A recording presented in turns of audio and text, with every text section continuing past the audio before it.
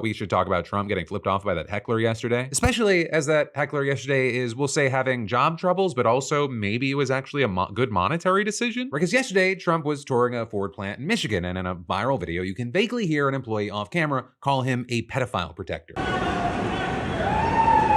With then Trump's response being to point at the person, seemingly mouth a fuck you twice, and then give him the middle finger. And with that, you had the White House defending the move, saying a lunatic was wildly screaming expletives in a complete fit of rage, and the president gave an appropriate and unambiguous response. And then, as far as the heckler's place of work, they did not adamantly defend him, with the United Auto Workers saying that the Ford employee was suspended after the incident. Right, and the employee in question has now been identified by multiple outlets as TJ Sabula, a 40-year-old line worker at the factory, with him then telling the Washington Post, as far as calling him out, definitely no regrets whatsoever. Though he said he is concerned about the future of his job and says that he was targeted for political retribution for embarrassing Trump in front of his friends. And also, in case there was any doubt what he meant by pedophile protector, he clarified that he was in fact referencing the Epstein files, saying that he was, just 60 feet away from Trump, who could hear him clearly, and so he thought, I don't feel as though fate looks upon you often, and when it does, you better be ready to seize the opportunity, and today, I think I did that. With him describing himself as an independent who has never voted for Trump, though he has voted for other Republicans in the past. And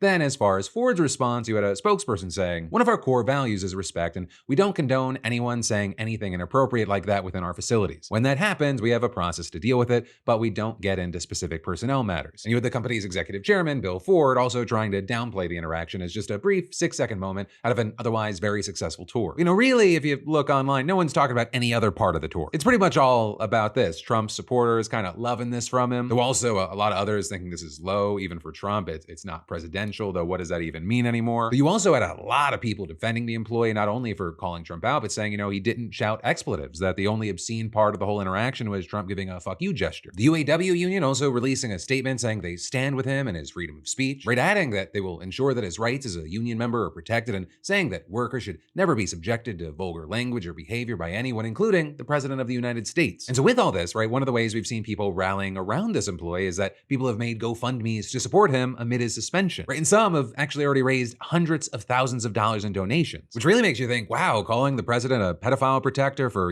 fighting against the release of the Epstein files so hard and jumping through hoops and trying to distract everyone. Who knew that was essentially a lottery ticket? So there, your friendly neighborhood Philip DeFranco is going to say, be careful. A lot of people lose the lottery. Use your best judgment. Results may vary. With this and really anything else that we covered and really stood out to you today you want to sound off on, let me know what you're thinking in those comments down below.